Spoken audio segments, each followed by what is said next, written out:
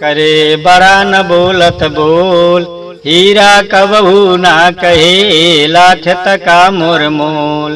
बड़े गए बड़ापने रोम रोम अहंकार, सतगुरु के परचे बिना चारों बड़न चमार।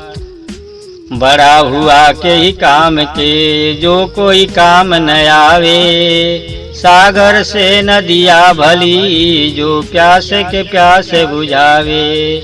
बड़ा नाम के ही काम के जैसे पेड़ खजूर, पंथी को छाया नहीं फल लागे अति दूर। अपनी बड़ाई आप करे बढ़ जाता अभिमान, का नारद मुनि कारण यही भूल गए ब्रह्म ज्ञान। सदगुरु कबीर साहब अपनी बात को बताते हैं इस माध्यम से कि आदमी बड़ा धन और बड़ा बल बड़ा गुण का घमंड करता है, लेकिन कहते हैं कि वो धन बल वो गुण किस काम के, जो किसी के काम में नहीं आया।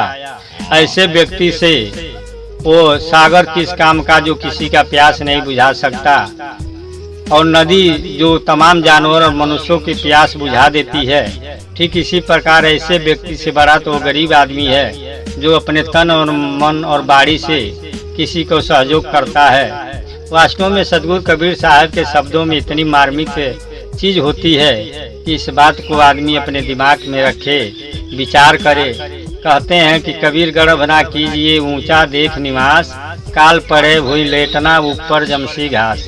कहते हैं कि आदमी का ऊंचा घर है, ऊंचा मकान है तो वो गर्व करता है, लेकिन ये पता नहीं है कि एक दिन उसे भी इस जमीन पर सोना पड़ेगा।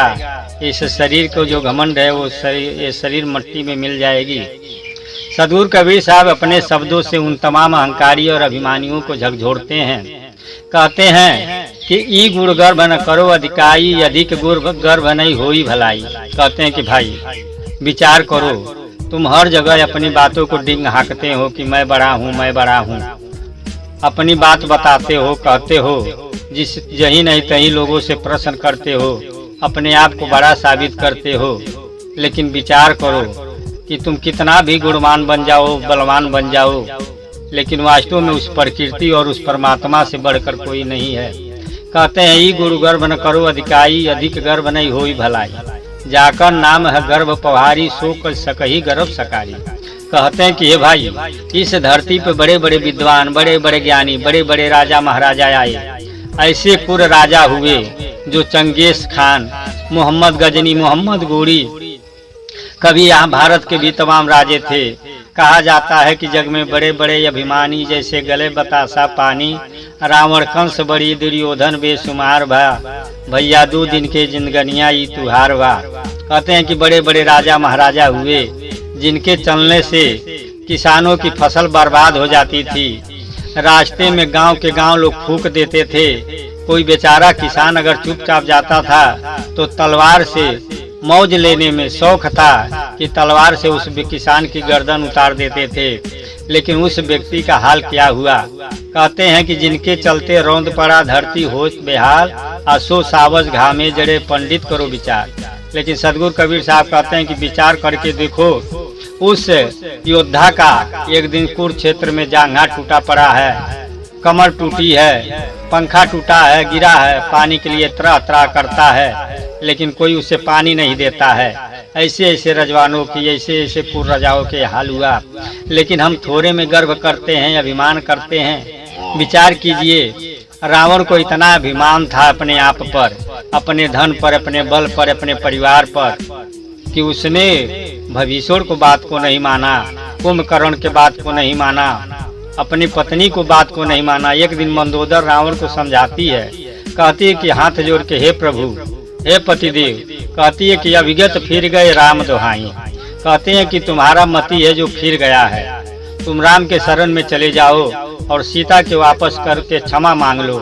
रावण अहंकार में चूर कहता है कि हम रावण 10 मस्तक मेरे कुंभकर्ण बड़ लाई, हासन हुसन मेरे रखवारे का करी हैं 2 भाई।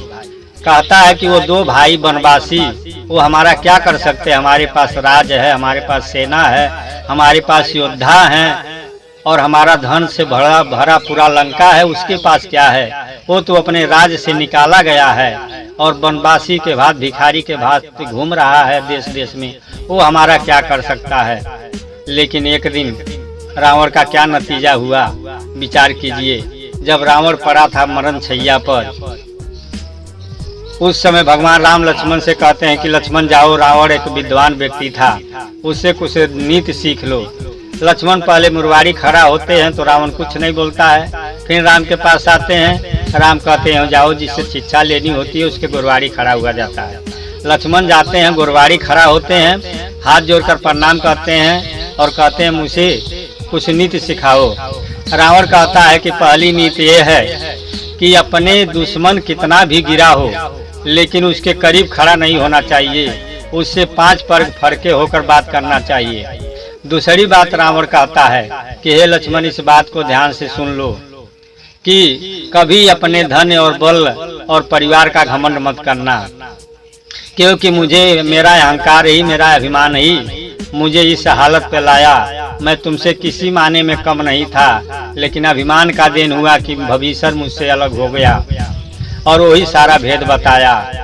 और दूसरी बात वो कहते हैं कि तीसरी बात यह है कि कभी भाई से बैर मत करना। अगर भाई से कोई गलती हो तो समझ लो, बुझ लो, समझौता कर लेना, लेकिन भाई से दुश्मनी मत करना। मेरा भाई का ही बैर करना वास्तव में मेरा पतन किया। चौथी बात बताता है कि बुरे काम को जितना हो सके उतने टाल देना, बुरे काम जितना हो सके उतना टाल देना और अच्छा काम जितना जल्दी हो सके उतना जल्दी कर लेना। मैं सोचता था कि बिना आगी का धुआं बना दूंगा, बिना धुआं का आगी बनाऊंगा, दूध को, पानी को मैं दूध बनाऊंगा, स्वर्ग में मैं सीढ़ी लगाऊंगा, लेकिन इन सभी कामों को टालता गया और जो नहीं करना था वो मैंने कर दिया अपने जीवन में। पांचवी बात बताता है कि हे लक्ष्मण, कभी पर स्त्री के चक्कर में मत पड़ना। बड़े बड़े लोगों का विध्वंस पर स्त्री के कारण हुआ है। आज मेरा भी वही हाल है। अगर मैं सीता के चक्कर में नहीं पड़ा होता तो आज मेरे नाती बेटा, मेरा परिवार मेरे सामने मरण शैया पे नहीं पड़े होते। तो इसलिए इन 5 बातों को हे लक्ष्मण याद रखना। रावण के अंदर देखिए अभिमान के ही कारण उनका पतन हुआ। जब रावण लड़ने के लिए अंतिम युद्ध के लिए चला सुबह के पहर में, तो भगवान शिव के पिंडी को प्रणाम करने गया। प्रणाम करके और 5 परग आगे बढ़ा और फिर 5 परग जाकर और फिर वापस घूम आया। रावण ने कहा उस पिंडी से, भगवान शिव जी से, कि प्रभु आप ये सोचते होंगे कि हमारा चेला रावण है जो इसको बहुत घमंड है, अभिमान है, अहंकार है। मैं जानता हूँ कि आप इस बात को सोच रहे हैं, लेकिन मुझे घमंड क्यों नहीं होगा। मैंने अपने त्याग तपस्या से, अपने बल से, मैंने अपनी तपस्या कर वरदान में पाया हूँ, शक्ति पाया हूँ, कोई मुझे भीख में नहीं दिया है। इसलिए प्रभु मुझे जरूर घमंड होगा। ठीक है, इसी प्रकार आदमी घमंड करता है कि मैंने सब किया है। कोई भी धन आने का कारण, गुण आने का कारण, बल आने का कारण अनेक लोगों को सहयोग होता है। आदमी पैसा कमाता है, ठेका चलाता है, तो में तमाम मजदूर लोग काम करते हैं, अनेकों के सहयोग से आदमी पैसा कमाता है।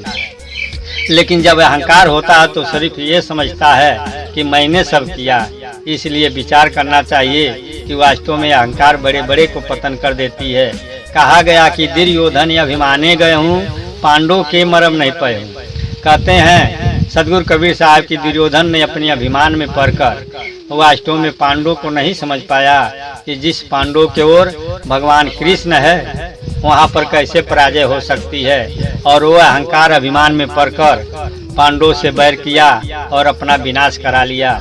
वास्तव में इस बात को विचार करना चाहिए। इसीलिए कहा गया कि बड़ा नाम के काम का जो कुछ काम नहीं आवे, सागर से नदिया भली जो प्यासे को प्यास बुझावे। तो बड़े बड़े अभिमानी इस संसार से चले गए, पतन हो गया, लेकिन हम विचार नहीं कर पाते हैं, हम भूल जाते हैं इसी में, और इसका नतीजा होता है कि हमारा पतन। आपने रामायण और महाभारत से इन उदाहरणों को देखा। वास्तव में भारत में भी इनके अलावा भी तमाम पूर्व लोग हुए जो आज देखा जाए तो मोहम्मद गजनी, मोहम्मद गोरी, ये जो जहाँ पर थे, जिन्होंने पूरे देश को लूटा और लूट के ले जाकर अपना शहर सजाया, लेकिन आज वहाँ खंडहर और जंगल के अलावा कुछ नहीं है। जब गए थे अटल बिहारी वाजपेयी तो वहाँ अफगानिस्तान में गए और पूछे कि कहाँ गजनी का किला था, तो लोगों ने दिखाया और बताया कि साहब यहाँ अब जंगल पड़ा है, सब एक मलबे का ढेर है, यहाँ पर कोई रहता नहीं है। तो राजा अब सोचिए जो सजा रहा था वहाँ आज कोई दिया बांधने वाला नहीं है, लेकिन जहाँ राम कृष्ण सतगुरु कबीर तुलसी सूर हुए, इन लोगों की मिट्टी आज भी पूजी जाती है। इसलिए सतगुरु कबीर साहब कहते हैं कि अभिमान अहंकार छोड़कर प्रेम से अपनी जीवन को